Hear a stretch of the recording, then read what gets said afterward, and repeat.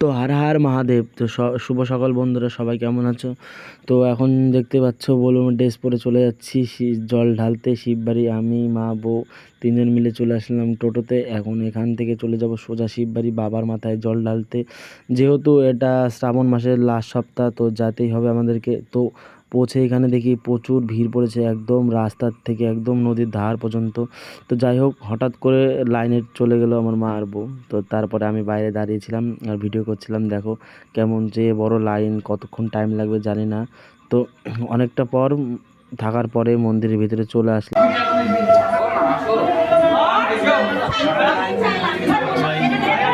বাবার মাথায় জল ঢালা হয়ে গেছে আমার। তো দেখুন আমার বোট জল ঢালছে। তো জল টল ঢালা হয়ে গেলে এখন বাইরে চলে যাব। বাস অনেক ভিড় পড়ছে, যেহেতু বেশিক্ষণ থাকতে দিচ্ছে না।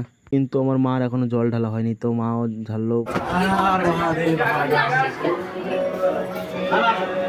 মহারাজ আর নন্দী মহারাজের মাথায় জল ঢালছে।